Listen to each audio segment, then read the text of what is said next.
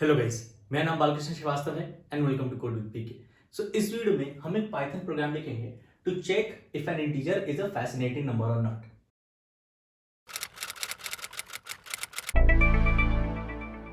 तो शुरू करने से पहले इट इज रिक्वेस्ट कि please please please please subscribe करिएगा मेरे चैनल को, कि मेरा चैनल नया है और आपका सब्सक्रिप्शन, आपका सपोर्ट बहुत बहुत बहुत जरूरी है मेरे लिए यूट्यूब पर। So please please please please subscribe करिएगा मेरे चैनल को।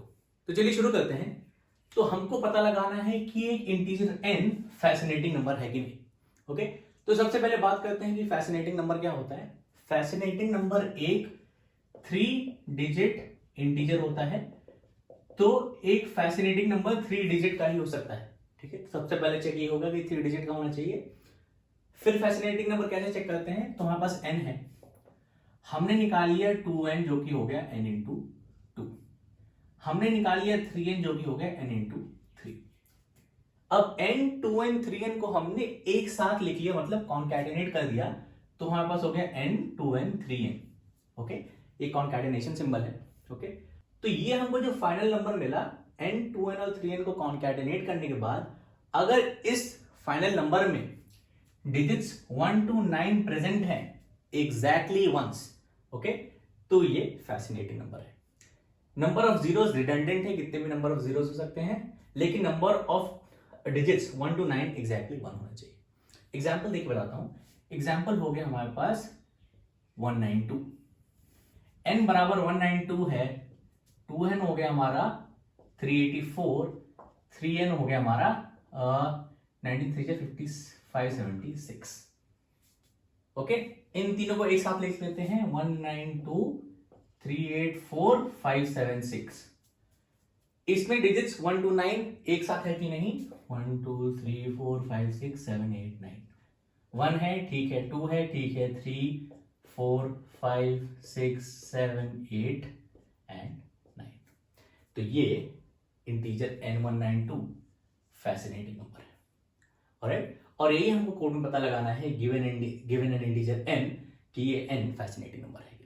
तो इस सवाल को हम दो तरीके से पाइथन कोड में लिखेंगे। पहले मेथड में हम स्ट्रिंग्स का यूज करेंगे, दूसरे मेथड में हम स्ट्रिंग्स का यूज नहीं करेंगे, सिर्फ लूप्स यूज करके हम पता लगाएंगे। और अगेन दो मेथड इसलिए बता रहा हूं क्योंकि आपको एक प्रॉब्लम को दो तरीके से अप्रोच करना आना चाहिए। क्योंकि कई बार ऐसा होता है कि आपसे इंटरव्यू पूछता है कि चलो ये तो एक तरीका हो गया, दूसरा तरीका करके बताओ। ऑलराइट, तो आपको आइडिया होना चाहिए, आपको पता होना चाहिए कि एक सवाल को 2-3 तरीके से, मोर देन 1 तरीकों से कैसे आप अप्रोच करते हैं। तो पहला तरीका है स्ट्रिंग्स वाला, वो सॉल्व करके बताता हूं। तो मैं लिखूंगा डिफ फैसिनेटिंग नंबर, ओके, लेगा एक इंटीजर n। ओके, मेथड का नाम है फैसिनेटिंग नंबर, ले रहा है एक इंटीजर n और ये रिटर्न करेगा ट्रू अगर ये इंटीजर n फैसिनेटिंग नंबर है, रिटर्न करेगा फॉल्स अगर ये n फैसिनेटिंग नंबर नहीं है। तो पहले वाले मेथड में हम स्ट्रिंग्स यूज कर रहे हैं, तो हमको n तो पता ही है, 2n हम कैलकुलेट कर लेंगे, 3n कैलकुलेट कर लेंगे। ओके, और इन तीनों वैल्यूज को स्ट्रिंग में कन्वर्ट करके कॉन्कैटिनेट कर देंगे, तो हमको ये सिंगल स्ट्रिंग मिल जाएगा जिसमें n 2n और 3n की वैल्यूज होंगे। ओके, और फिर उस स्ट्रिंग में हम चेक कर लेंगे कि सारे डिजिट्स 1 to 9 है कि नहीं। ओके, तो सबसे पहले nstr मैं निकालूंगा जो कि हो गया string form of n। Okay, तो ये प्रोसेसिंग स्टार्ट करने से पहले हमको चेक करना है कि n 3 डिजिट इंटीजर है कि नहीं, क्योंकि अगर n 3 डिजिट नहीं है तो ये फैसिनेटिंग नंबर नहीं है। तो मैं बोलूंगा if len of nstr is not equal to 3, return false। Alright, अब हम निकालेंगे 2n 3n, तो हमारे पास n2 हो गया, क्योंकि 2n एक वेरिएबल नेम नहीं हो सकता, वेरिएबल नेम हमेशा लेटर से स्टार्ट होता है, डिजिट से नहीं, इसलिए मैं n2 ले रहा हूं, 2n नहीं, जो कि n इंटू 2 स्टोर करेगा। n3 ले रहा हूं जो n इंटू 3 स्टोर करेगा। ओके, हमको निकालना है n 2n 3n का कॉन्कैटिनेशन, तो इन दोनों को भी स्ट्रिंग में कन्वर्ट कर लेते हैं। तो हमारे पास n2 स्ट्रिंग हो गया, string form of n2, n3 string हो गया string form of n3। Alright, अब इन तीनों को एक सिंगल स्ट्रिंग में कॉन्कैटिनेट करना है, तो मैं लूंगा स्ट्रिंग कॉन्कैटिनेट। ओके, और ये सब एक ही लाइन में है, मतलब if n2 n3 n2 string n2 string n3 string ये सब एक ही टैब में है, जगह नहीं इसलिए ऐसे लिख रहा हूं, कोड में क्लियर हो जाएगा।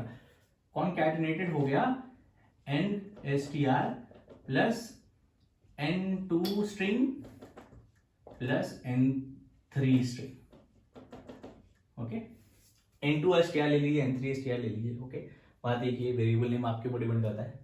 ओके, अब हमको चेक करना है कि इस कॉन्कैटिनेटेड में डिजिट्स 1 to 9 है कि नहीं, एग्जैक्टली वंस। तो इस स्ट्रिंग में डिजिट्स 1 to 9 एग्जैक्टली वंस है कि नहीं, इसके चेक करने के एक से ज्यादा तरीके हैं।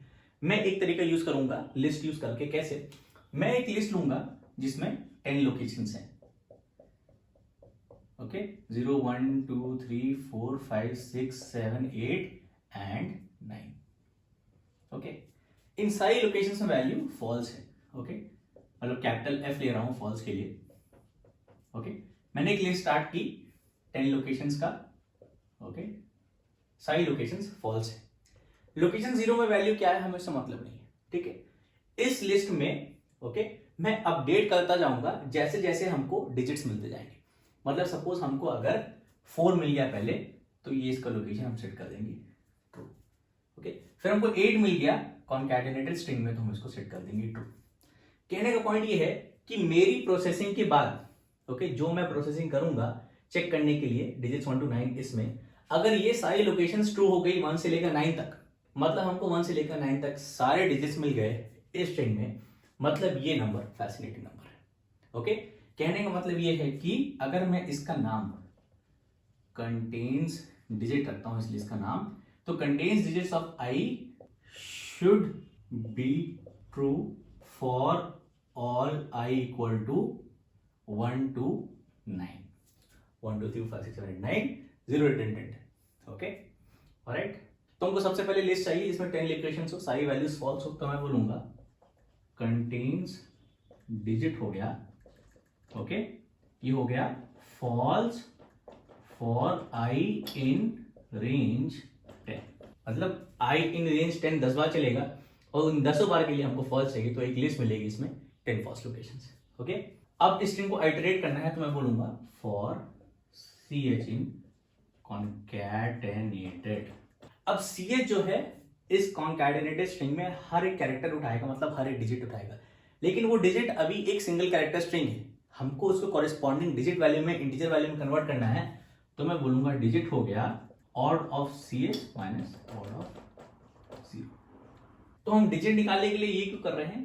ऑड क्या देता है हमको? आस्काई वैल्यू, मतलब यूनिकोड वैल्यू इस सिंगल कैरेक्टर का। तो हमको पता है 0 का आस्काई वैल्यू होता है 48। ओके, सिंगल कैरेक्टर 0 का। ओके, क्योंकि पाइथन में कैरेक्टर्स नहीं होते, तो सिंगल कैरेक्टर बेसिकली एक स्ट्रिंग है जिसमें एक सिंगल कैरेक्टर है। तो इसका आस्काई वैल्यू 48 है, 1 का 49 होगा, 2 का 50 होगा, 3 का 51 होगा और सो ऑन। ओके, तो अगर हमको सिंगल कैरेक्टर 1 से हमको चाहिए इंटीजर 1, तो हम क्या करेंगे? 1 से 0 माइनस करेंगे, तो हम बोलेंगे 1 माइनस 0। तो ये होगा आस्काई वैल्यूज का सब्सट्रैक्शन, मतलब 1 हो गया 49, 0 हो गया 48, ये हो गया 1। तो सिंगल कैरेक्टर स्ट्रिंग जिसमें एक डिजिट है उसमें आप -0 कर देंगे आस्काई वैल्यूज यूज करके, तो आपको कॉरेस्पॉन्डिंग डिजिट मिल जाएगा। सिमिलरली अगर आप 3 - 0 करते हैं तो 3 हो गया 51, 0 है 48। ओके, ये हो गया 3। तो सिंगल कैरेक्टर स्ट्रिंग जिसमें 3 है हमको मिल गया डिजिट 3। ओके, जो कि हम कर रहे हैं। ओके, क्योंकि हमको ch जो है सिंगल कैरेक्टर स्ट्रिंग था, हमको कॉरेस्पॉन्डिंग इंटीजर वैल्यू चाहिए था डिजिट। ओके, तो सबसे पहले अगर डिजिट 0 है तो हमको लेना देना नहीं है, हम हटा देते हैं। हम बोलेंगे if digit equal to 0 continue. Okay, move on to the next iteration.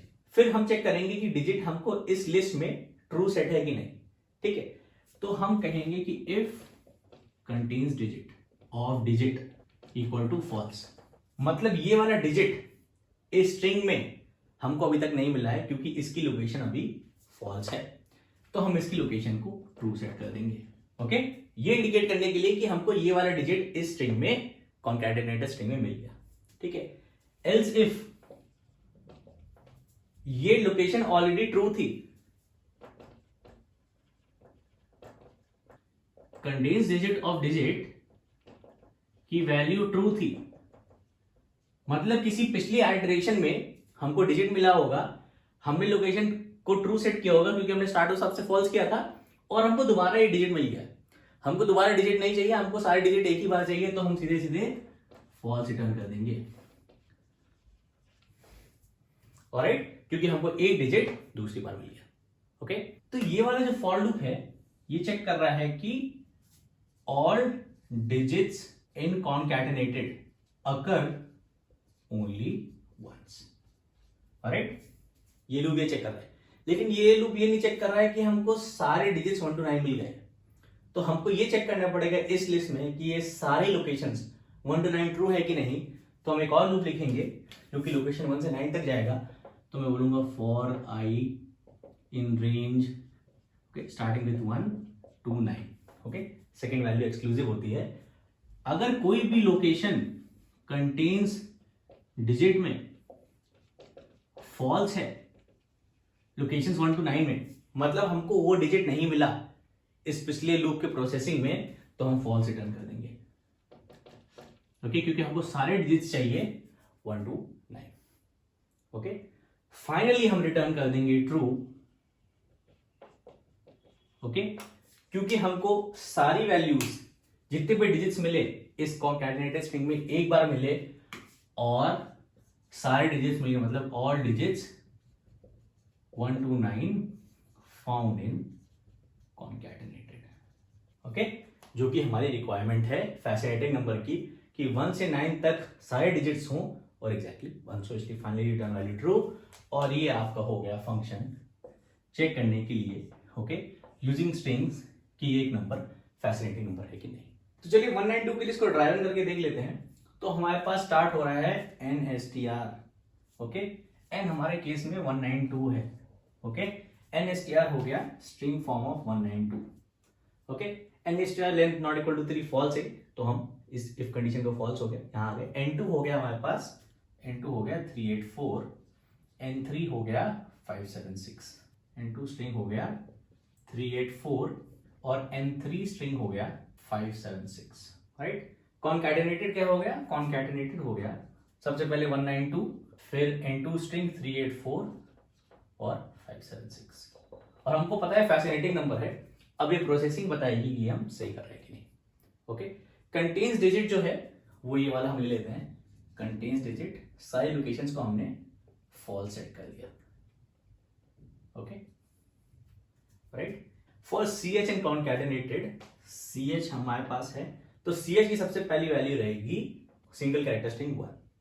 Okay, तो डिजिट हमको मिलेगा, ओके, 1 minus 0 जो कि आपको मैंने करके बताया, जो कि 1, मतलब सिंगल कैरेक्टर स्ट्रिंग जिसमें 1 है वो डिजिट 1 में आ गया, इंटीजर 1 में आ गया। डिजिट 0 है तो कंटिन्यू, ये तो नहीं होगा, ठीक है, ये स्किप हो गया। If contains digit is false, contains digit of digit, ये वाला लोकेशन फॉल्स है, ये कंडीशन ट्रू है, तो कंटेन्स डिजिट बराबर ट्रू हो गया, तो ये ट्रू हो गया। ओके, फिर हम वापस चले गए नेक्स्ट आइटरेशन में, तो CH हो गया अब 9, डिजिट हो गया हमारे पास 9।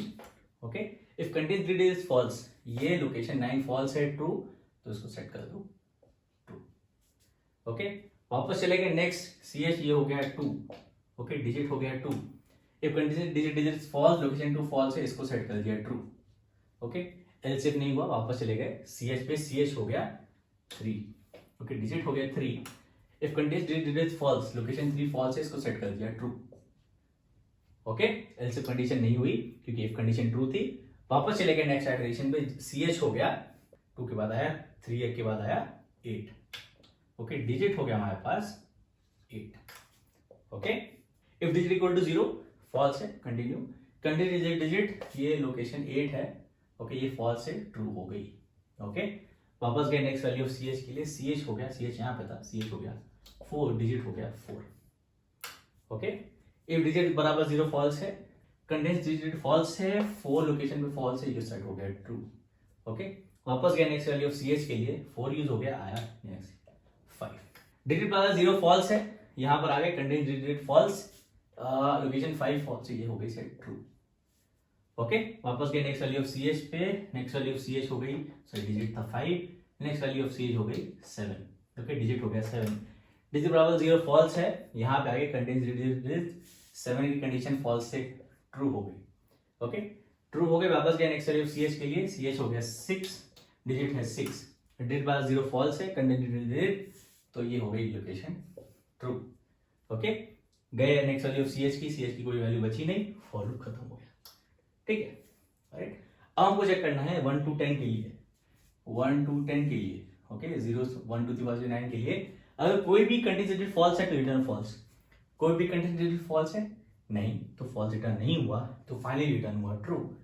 तो ये जो है 192 एक फैसिलिटी नंबर। ओके, तो ये था पहला मेथड जिसमें हम स्ट्रिंग्स यूज कर रहे हैं। अब दूसरे मेथड में मैं व्हाइल लूप यूज करूंगा। ओके, हम स्ट्रिंग्स यूज नहीं करेंगे, तो मैं इस वाले मेथड को बोल दूंगा अगर 1, तो हमारा दूसरा मेथड हो गया 2। ओके, ऑलराइट, लेगा इंटीजर n और चेक करेगा फैसिनेटिंग नंबर है कि नहीं, तो मैं ये कोड हटा दूंगा। ओके, तो इस मेथड में हमको स्ट्रिंग यूज नहीं करना है, तो हम लूप्स यूज करेंगे। तो सबसे पहले चेक किया था कि n 3 डिजिट इंटीजर होना चाहिए। तो पिछले केस में तो हमने n को स्ट्रिंग में कन्वर्ट कर लिया, स्ट्रिंग का लेंथ चेक कर लिया कि 3 है कि नहीं। इस केस में हमारे पास स्ट्रिंग नहीं है, तो हम फंक्शन लिखेंगे to count digits in an integer, और इसका वीडियो मैंने ऑलरेडी अपलोड कर दिया है, फिर भी शॉर्ट में बताता हूं। तो मैं लिखूंगा count digits, okay, in an integer n, right. तो मैं बोलूंगा नम डिजिट्स बराबर 0 while n is not equal to 0, n equal to n integer division by 10, num digits plus equal to 1, finally return num digits। Okay, और इसमें case होता है कि if n बराबर 0 होता है तो रिटर्न 1। ओके, क्योंकि अगर ये केस नहीं लेंगे, n 0 रहा, ये कंडीशन फॉल्स हो गई तो नम डिजिट 0 आएगा, जबकि 0 के लिए हमको 1 चाहिए। तो ये है हमारा मेथड, ओके, काउंट करने के लिए number of digits in an integer. Okay, video का लिंक मैं डिस्क्रिप्शन में डाल दूंगा, बट शॉर्ट में बताता हूँ ये क्या करता है कि ये n में से यूनिट्स डिजिट एक एक करके निकालता है। तो n अगर हमारे पास 1 2 3 है, कि यूनिट्स डिजिट निकालने के लिए बाय 10 करते हैं, तो इंटीजर डिवीजन बाय 10 आपको ये 12 देगा। ओके, 1 2 इंटीजर डिवीजन बाय 12 आपको 1 देगा, क्योंकि इंटीजर डिवीजन में से क्वोशिएंट मिलता है, और 1 इंटीजर डिवीजन बाय 10 0 देगा। तो n 1 2 3 से स्टार्ट हुआ, 1 2 हुआ, 1 हुआ और फाइनली 0 हो गया। तो जब तक n 0 नहीं होता, एक एक डिजिट हटाते जाओ आप। ओके, तो जितनी बार डिजिट हटाओगे उतने डिजिट हैं, तो वही कर रहे हैं। ऑलराइट, ठीक है।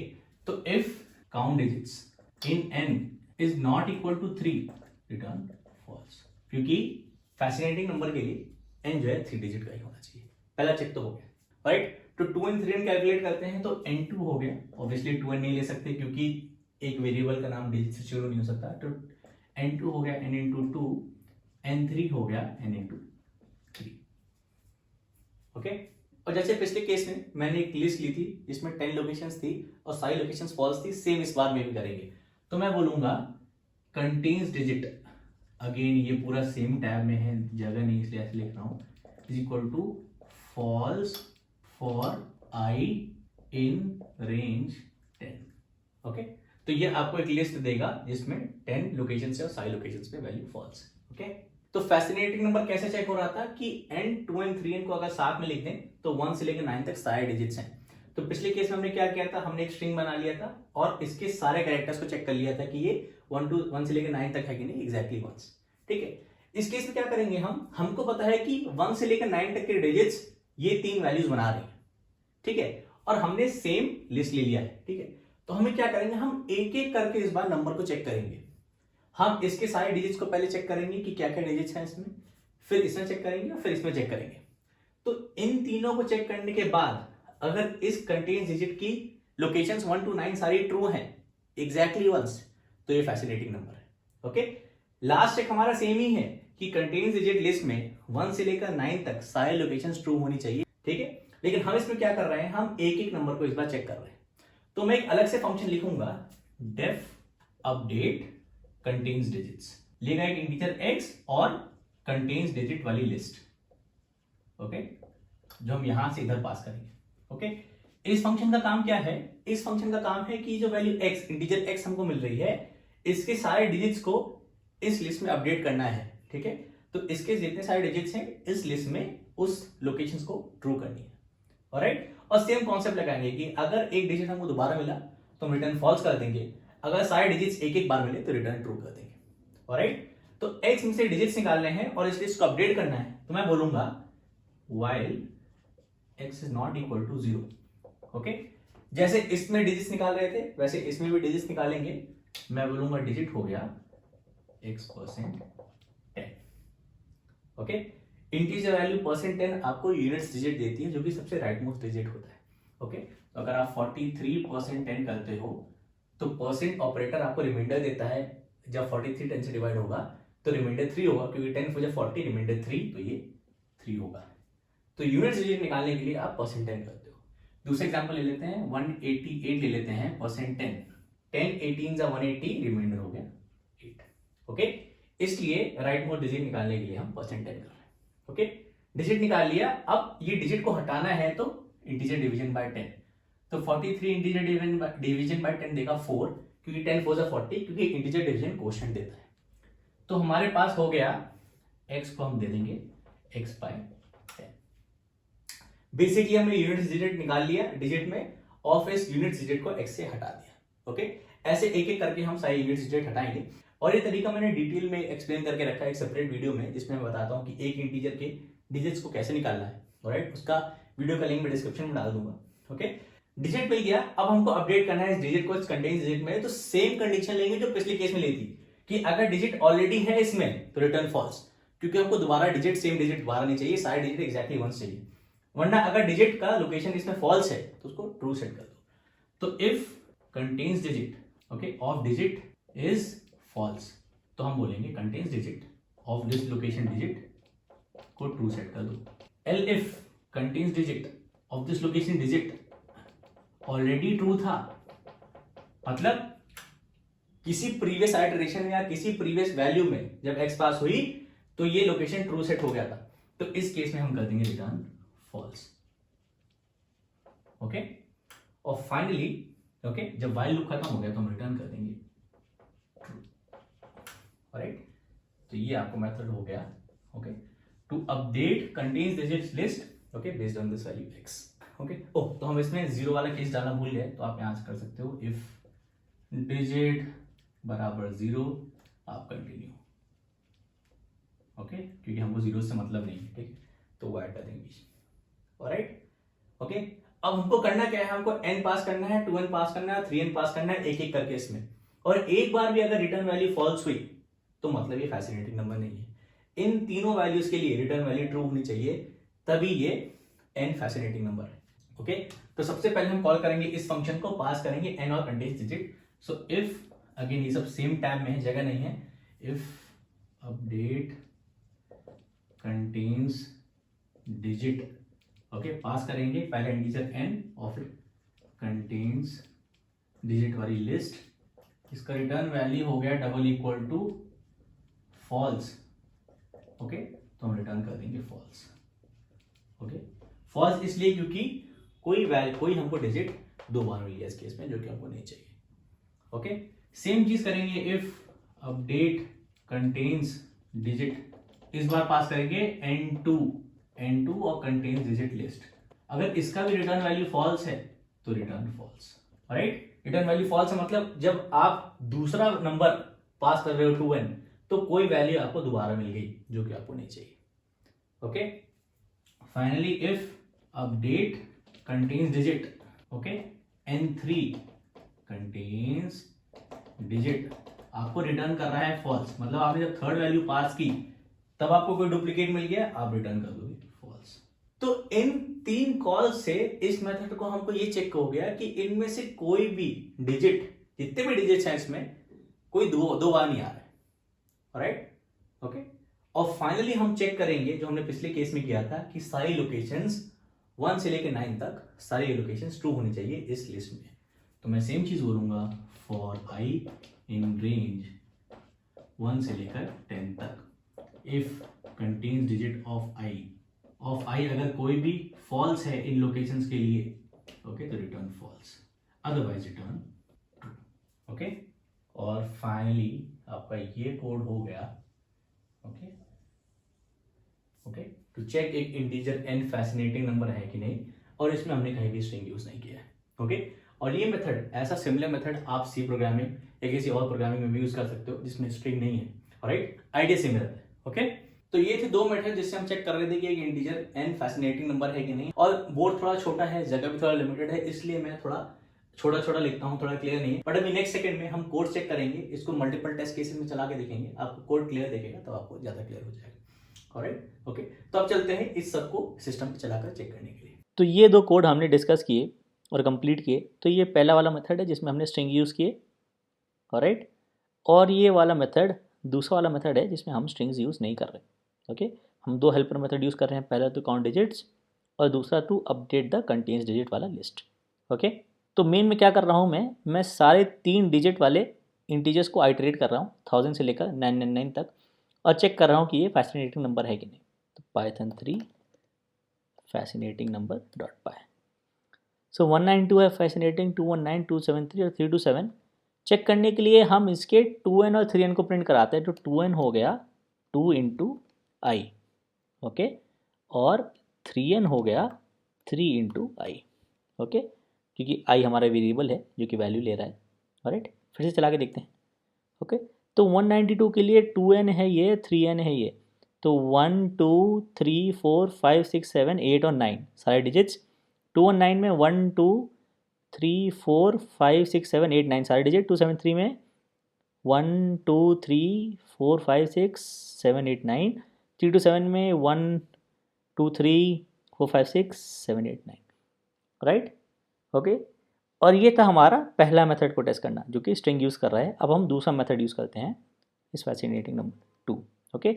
सेम 4 केसेस सही होने चाहिए, राइट, सेम 4 केसेस सही, राइट। और अगर आपको चेक करना है तो आप ऐसे कर सकते हो, इफ़ इस fascinating number 1 of i is not equal to इस fascinating number 2 of i, okay. तो यहाँ पे एक एरर है तो मैं प्रिंट कर दूंगा एरर, ओके। तो एरर नहीं आना चाहिए, ओके। तो ऑलराइट, एरर प्रिंट नहीं हुआ और ये सही है, ऑलराइट। तो ये था इस प्रॉब्लम का सॉल्यूशन टू चेक कि एक इंटीजर फैसिनेटिंग नंबर है कि नहीं। हमने 2 मेथड्स देखे, 2 अप्रोचेस देखे। तो आई होप ये वीडियो हेल्पफुल था, आपको अच्छा लगा। सो प्लीज़ सब्सक्राइब करिए मेरे चैनल को। और अगर आपको इस वीडियो में कुछ अच्छा नहीं भी लगा तो प्लीज़ सिर्फ डिसलाइक बटन मत दबाइएगा, कमेंट्स में ही बताइएगा कि आपको क्या अच्छा नहीं लगा, ताकि मैं अपने आने वाले वीडियोस में इंप्रूव कर पाऊँ।